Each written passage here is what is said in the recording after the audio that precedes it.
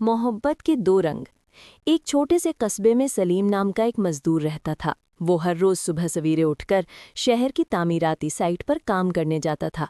उसके कपड़े हमेशा धूल मिट्टी से भरे होते, लेकिन दिल बहुत साफ और मोहब्बत से भरा हुआ था। एक दिन वो अपने काम से फारिग होकर घर वापस जा रहा था कि रास्ते में उसे एक छोटा सा बच्चा नजर आया। वो फटे पुराने कपड़ों में बैठा हुआ था और सामने रखे चंद कलम और कॉपियां बेचने की कोशिश कर रहा था। बच्चे की उम्र शायद 8-9 साल के करीब थी। सलीम ने रुककर बच्चे से पूछा, बेटा, नाम क्या है तुम्हारा? बच्चे ने मुस्कुराकर जवाब दिया, अली। मैं स्कूल जाना चाहता हूँ, मगर पहले घर का खर्च पूरा करना होता है, इसलिए ये चीज़ें बेचता हूँ।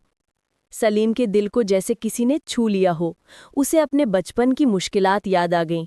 वो कुछ देर खामोश रहा, फिर बोला, अली, आज से तुम्हारी पढ़ाई की जिम्मेदारी मेरी। अली ने हैरत से उसकी तरफ देखा, लेकिन आप क्यों?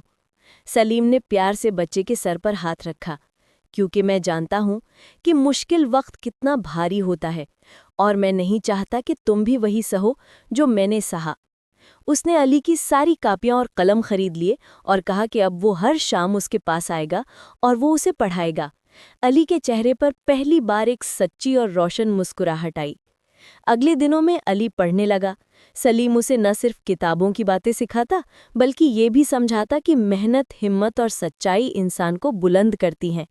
वक्त गुजरता गया। अली ने खूब मेहनत की और सालों बाद वो उसी कस्बे का सबसे बेहतरीन उस्ताद बन गया।